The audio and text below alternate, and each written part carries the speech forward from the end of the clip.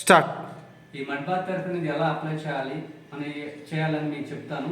ముందుగా మనం ఈ తలకి అప్లై చేసుకోవాలి. తలకి అప్లై చేసుకున్నాక ఫేస్కి అప్లై చేసుకోవాలి. ఫేస్కి ఎక్కువ ఈ విధంగా పైకి ఇట్లా ఉండడం వల్ల స్కిన్ అనేది జారకుండా ఉంటుంది. ఈ విధంగా అప్లై చేసుకోవాలి. తర్వాత చేతులకి మొత్తం కూడాను ఇట్లా మంచిగా ఇట్లా అప్లై చేసుకుంటూ ఉండాలి. ఇట్లా అప్లై చేసుకోవడం వల్ల శ్వేతరంధ్రాలు యాక్టివేషన్ జరిగి లోపలికి అనేది ఇంకిపోతూ ఉంటుంది. ఈ మట్టిలో ఉన్న గుణాలన్నీ కూడాను లోపలికి ఇంకిపోయి లోపల ఉన్న ప్రాబ్లమ్స్ అన్నీ కూడా క్లియర్ అవుతూ ఉంటాయి. ఈ విధంగా అప్లై చేసుకుంటూ రావాలి. తర్వాత బాడీకి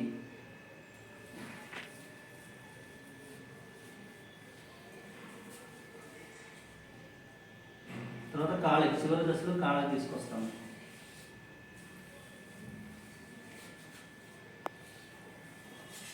మోకాళ్ళ నుండి చక్కగా పట్టి చేసుకుంటే ఈ మోకాళ్ళ నొప్పులు కూడా కంట్రోల్ అవుతాయి. నరాల బలహీనతతో బాధపడే వాళ్ళకి బాగా యూజ్ అవుతుంది. శరీరంలో వడుకున్న సమస్యలు కూడా ఈ మడ్ బాత్ థెరపీ చేయించుకోవడం వల్ల మనం కంట్రోల్ చేసుకోగలుగుతాం.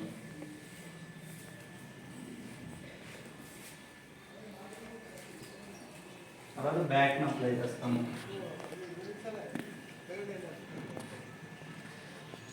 మసాజ్ చాలా యూజ్ అవుతుంది. ఇట్లా మడ్ బాత్ థెరపీ చేయడం వల్ల బాడీకి మంచి వ్యాయామం జరిగి మనకున్న సమస్య కంట్రోల్ చేసుకోగలుగుతాము.